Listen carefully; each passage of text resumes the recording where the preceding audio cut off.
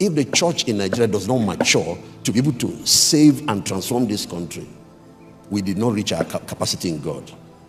The sons of the bondwoman cannot be ruling us for years when we have over 120 million Christians. You don't know what is causing the problem? The church, the dimension we call church, have become a dividing wall. So denominationalism and my own little empires will not allow us unite our resources to deal with bigger issues. Let me just give you a small example. Our brothers in the north are dying. They are being killed. Just last year, statistics have come out that over 5,000 pastors have been massacred and their wives are widows. So when I returned from abroad, this end of this year, and I had an audience for 2 days with northern missionaries, many that have lost their life. I had direct audience. I hosted them. Let me keep a lot of information. There are things I heard in that meeting that broke my heart. Many years ago, before Dr. Myers left, Bahamas was usually my next place to go. We go there for 2 reasons: to enjoy tourism, go to, and then to attend his annual conference.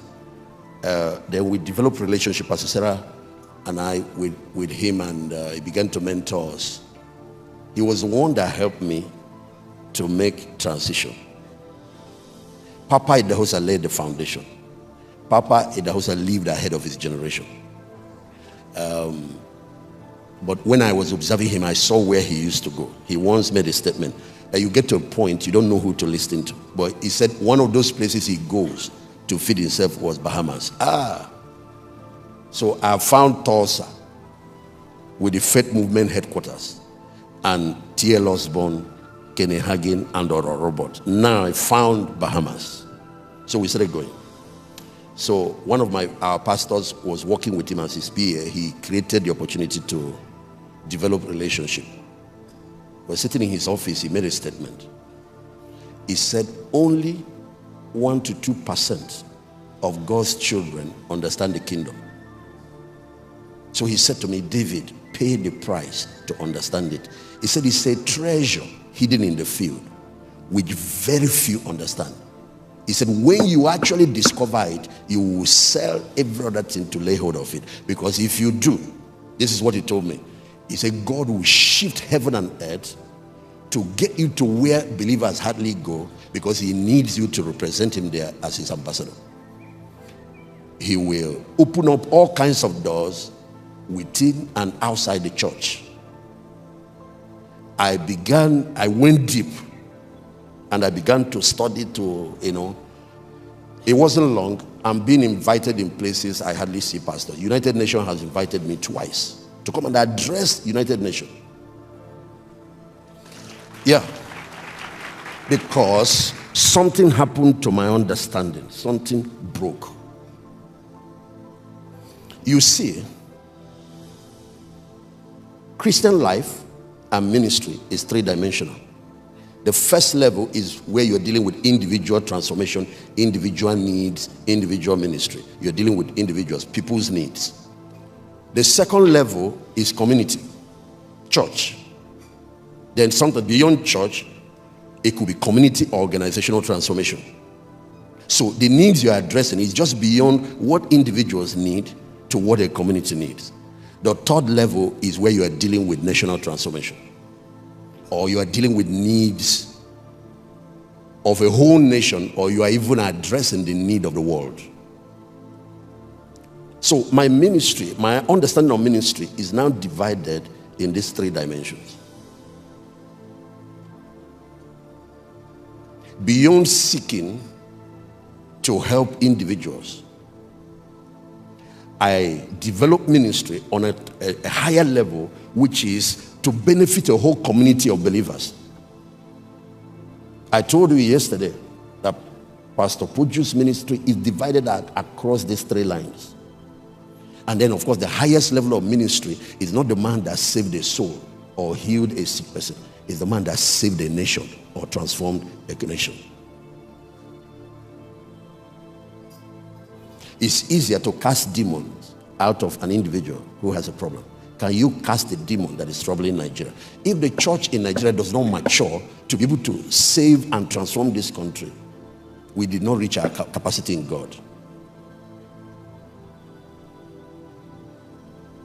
So usually you notice that this is the pattern. God calls a man, Abraham. The next thing, he gets a community out of that man, the people of Israel. Then he now walks through Abraham and those people to reach all the nations of the earth. The ultimate goal in the calling of Abraham is that through you, all the families, all the nations of the earth will be blessed. Israel is a means to an end. Israel is not the end of the program. Church is not the end of the program. The kingdom is. So this program is you, the church, and the kingdom. And at the kingdom level, we're dealing with a bigger picture. And that level of understanding is one of the issues we are facing in the church world in Nigeria.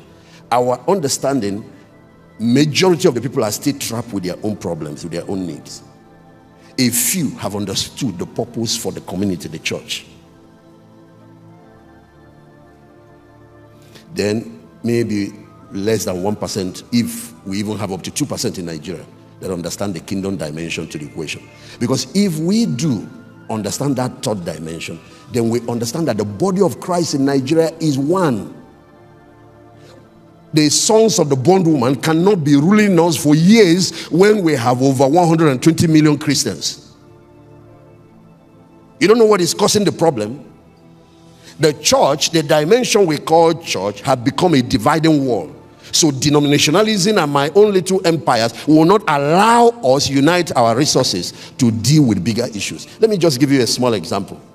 Our brothers in the north are dying. They are being killed. Just last year, statistics have come out that over 5,000 pastors have been massacred and their wives are widows. So when I returned from abroad, this end of this year, and I had an audience for 2 days with northern missionaries, many that have lost their life. I had direct audience. I hosted them. Let me keep a lot of information. There are things I heard in that meeting that broke my heart. You can imagine, particularly, an organization that had their church building, their mission center, their training center, like a Bible school. These guys, after running over the whole society, turns that mission center to a terrorist camp. So when they finish kidnapping and all that, that's where they keep the victims before they march, and they will be there negotiating for.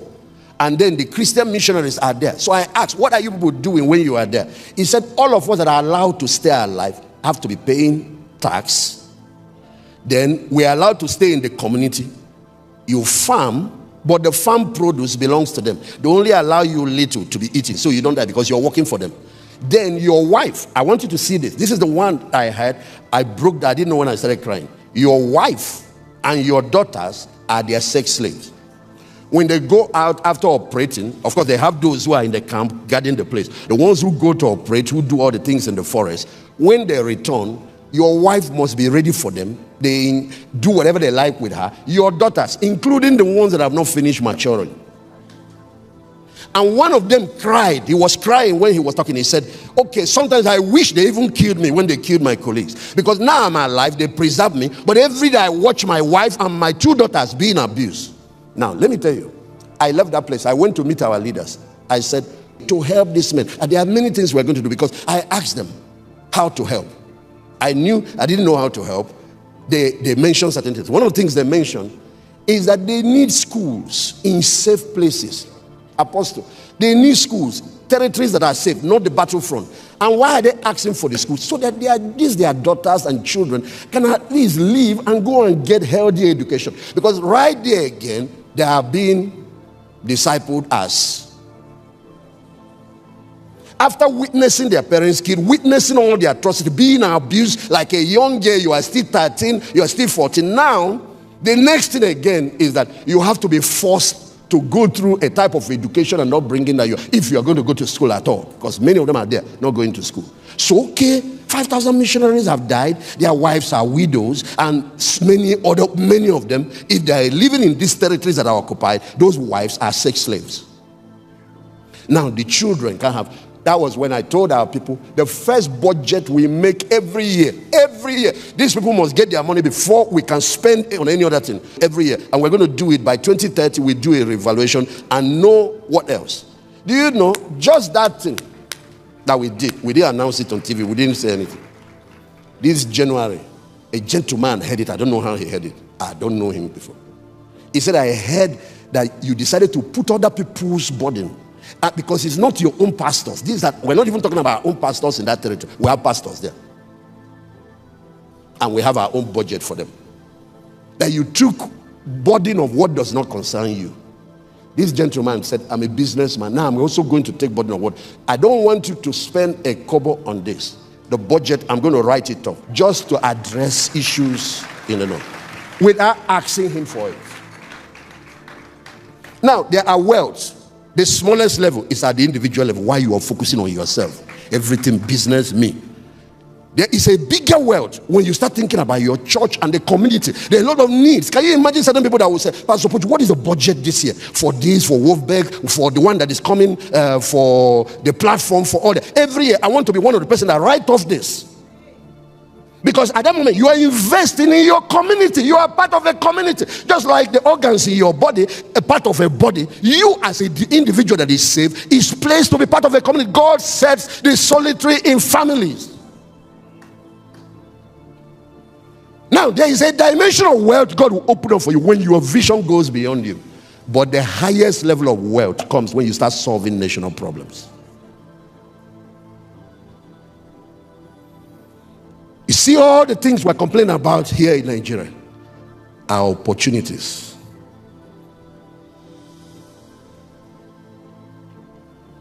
If you are maturing as a believer, I want to know your strength and your contribution in your local church.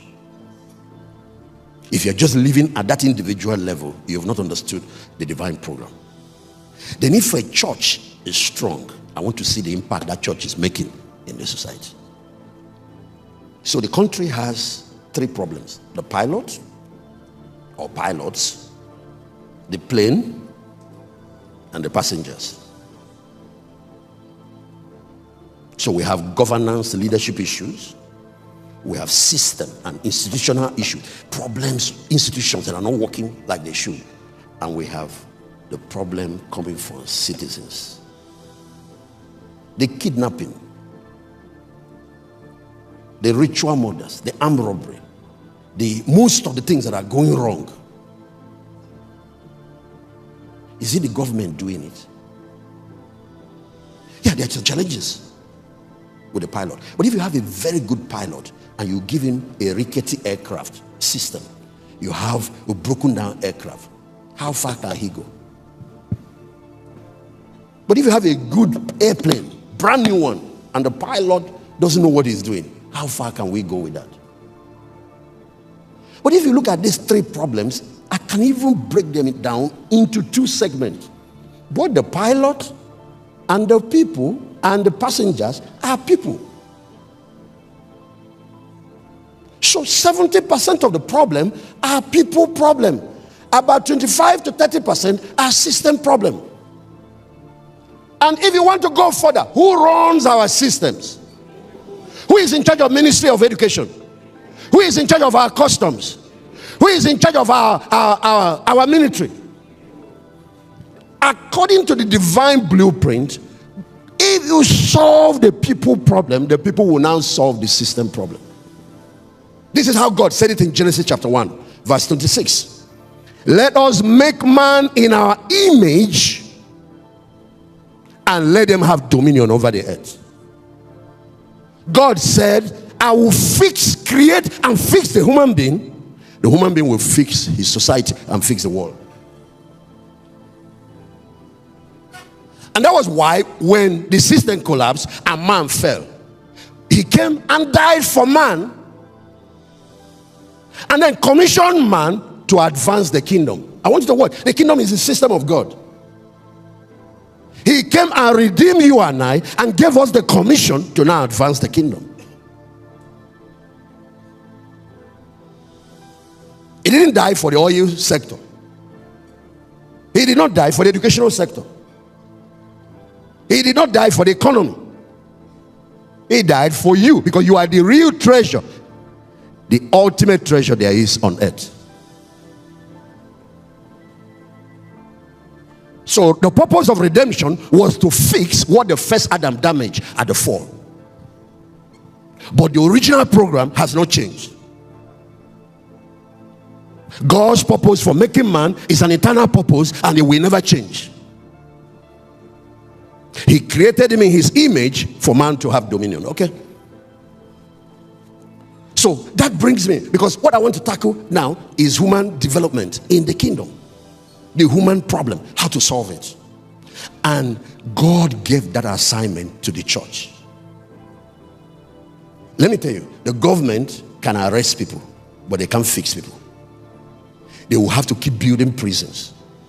This thing that is going on in our nation, where is the institution with the mandate and the ability to solve the problem? The church.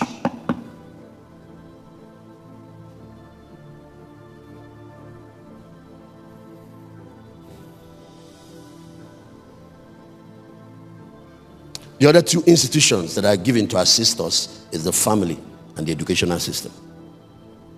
The failure of modern church right now in Nigeria is more on the being.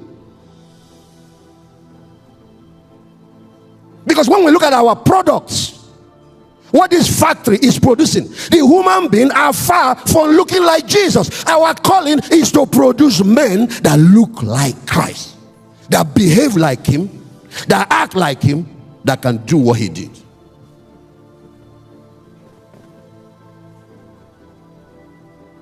Give society governors that are like Jesus.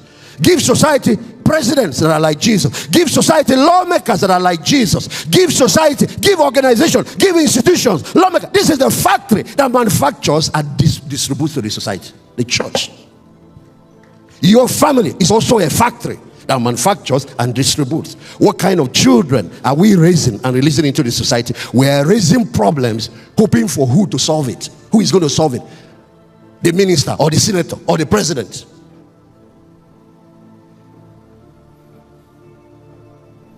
So at the heart of human development is being.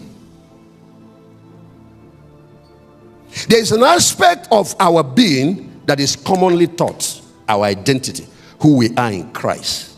And that is wonderful, because people need to find their identity, themselves in God, before they can begin to perform. Until that is solved, performance is weak. But let me tell you, our being is not just identity. Our being, the first foundation, the first work you do is spiritual and moral development. So what has happened is that we now do spiritual development. We get people who can function by faith, people who can cast out devils, people who can exercise authority, but character is zero. But Jesus was both. I pastored for 7 years in Enugu. Something was going on in that place. The governor one day was in my office. He said, there's something going on. All my commissioners, every time they're discussing your church, because everybody that wants to marry said there is one place you can get good wives, reliable women to marry. Go to Dr. Whaley. Because we created a school of Esther, a school to groom young girls for marriage. Do you know, at one time the whole government house was at the palm of my hand. Their wives. The governor told me, he said, you're a dangerous man, so we have to keep you. He gives us land, he gives us budget, he gives us whatever. One day, if I woke up one January, they took me to where they built a new estate. I said, choose the best building before we start selling. It's estate developed for sales. I picked the best one, even though I didn't want to live there, because it was too central. I like a quiet life, but I still picked. Do you know how that came about? I didn't know the man. Ladies that we have to. How come now this factory is producing prostitutes? Women that can't sit at home. Women that their husband cannot trust. Women that before you turn like this, he has collected here, collected here. What is going on? You think he's just teaching people to speak in tongues, teaching people to exercise spiritual authority. We have to go back to our core assignment. We cannot change the ancient landmark. The church is the factory that produces good people, men of integrity, people that are reliable, people that can be counted upon. Now, let me tell you another thing that was happening. Beginning of the year like this, banks will write me. Or other corporate organization will write me, give us your men, because we built a leadership school. They said, we have found that by experience that your men are trustworthy and reliable. What they don't have in some cases might be competence. And I took that as an indictment, because at that time we were not dealing with that. They said that, but give us, we will train them, we know what to do to them. We have our own training mechanism, we know where to send them. We'll send them to FBI, send them to this and that. One day, that's how I started getting invitation. A nearby state, a governor invites me.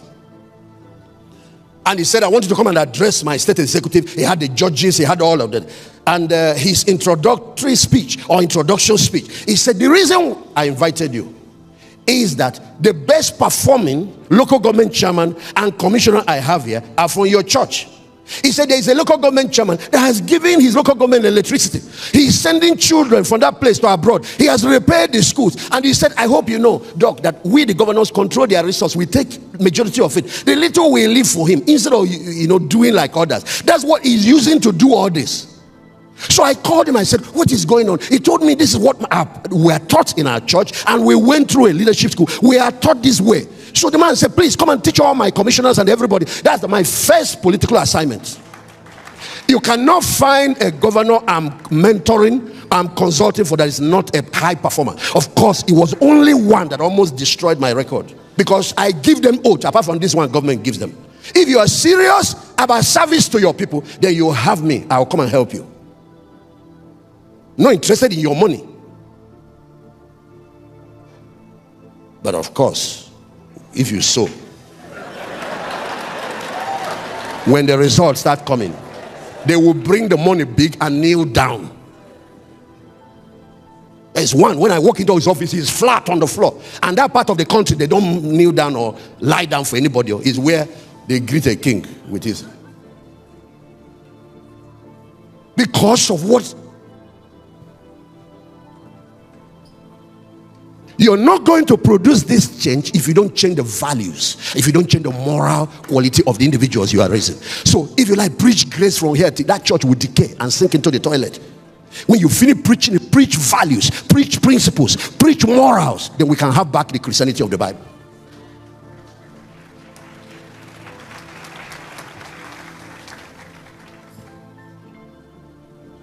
If you don't have it, you have created human beings that are malfunctioning. And their problem starts from the heart, from the engine. You cannot know the job better than Jesus. Look at what he taught on the Sermon on the Mountain. Those values. Some of them you call beatitudes. And of course, those first 3 chapters, chapter 5, chapter 6, chapter 7 of Matthew. Let that software be installed properly in every believer, and you will have genuine Christians. Then, because the bank said your people are good, they are loyal, they are faithful, they are diligent, not competent. It was a big indictment, and I didn't know what to do. So now, at that time, what we are producing is good people, but not competent. They are trustworthy, but weak in delivering results. Which one is better? To have a competent person, but he is a criminal. Very intelligent, very wise, but he can sell you and sell your company. What you have created by doing that is producing an intelligent demon. Oh, an intelligent demon. On the other hand, you produce an angel, an incompetent angel. You produce good people, they can't get the job done. Which one is better to hire? Both of them are problems. That was when I knew that the pastor himself needed to grow. It's the level I knew I was teaching. Oh, I had to expand my world. I started going for training to expand my understanding, because the dimension that is weak is the likeness of God, the functionalities of God, how God creates results, the wisdom of God, and then somewhere along the line, the two balance. So now I can fly with 2 wings instead of just 1 wing. So you can produce good people, trustworthy people, men of integrity, but they deliver. They are professionally competent. They can deliver their job. If you give God those 2 people, he will take them to the height of their profession. They will rise to the level, height of influence, rise to the peak of their affairs. And that is what we are called to do as the church. Of course, after all that, you have to teach them power, teach them leadership, teach them influence, teach them the dominion resources, teach them all of that. And then those kind of people, an example, Daniel. An example, Joseph. God can use them to accomplish far more than 1 million members that are not developed.